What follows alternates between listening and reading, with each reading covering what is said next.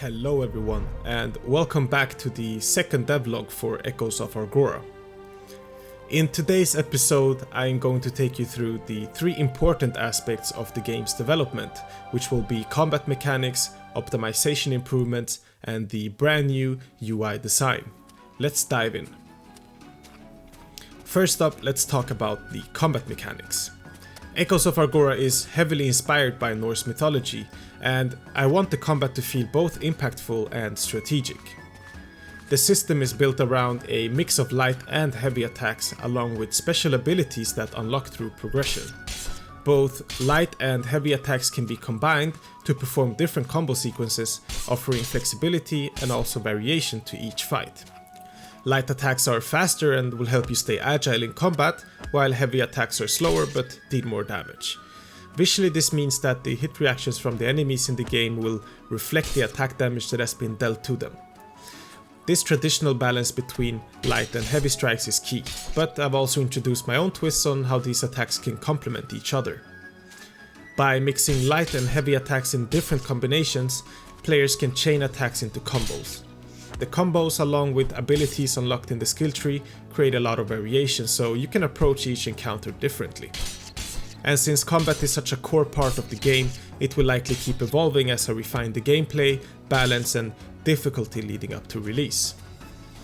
Next, let's talk a little bit about optimization. As Echoes of Argora has grown, maintaining solid performance has become one of my top priorities.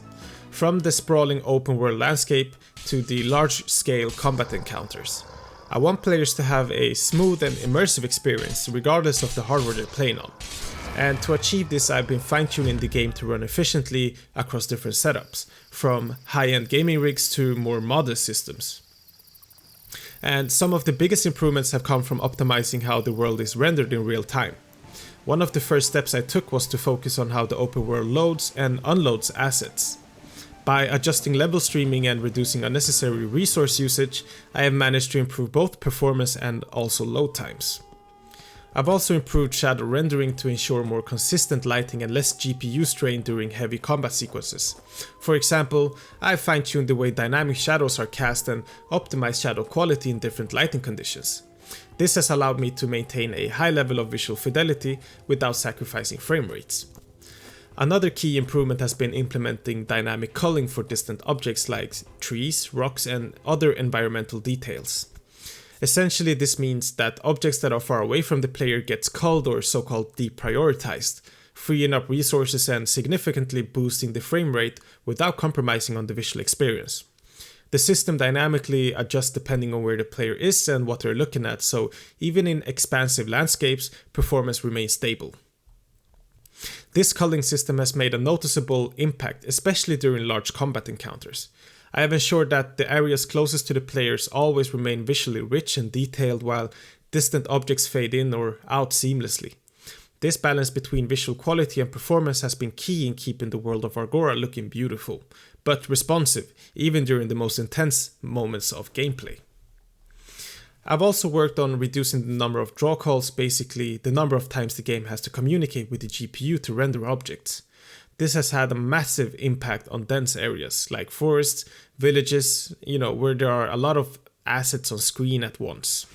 By combining meshes, optimizing LODs, and reducing unnecessary details in the distance, I've been able to improve the overall performance.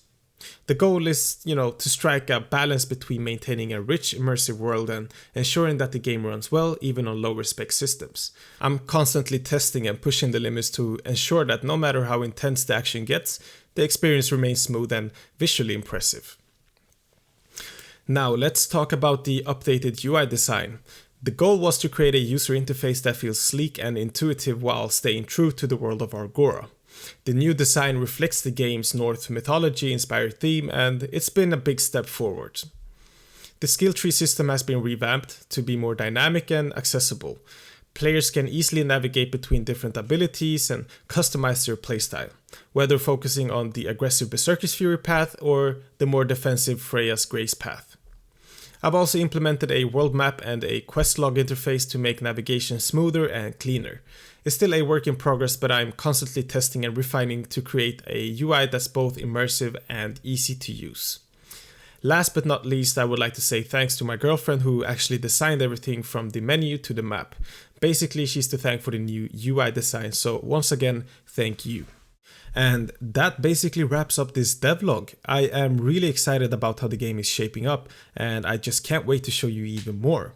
Thank you so much for joining me today, and be sure to subscribe and follow for more updates. And don't forget, the Kickstarter campaign is actually launching very soon, so stay tuned for that as well. But I will try to squeeze out another episode before the campaign launches, so I can give you guys a link to that as well. So as I usually end these videos, happy gaming. I'll see you guys next time.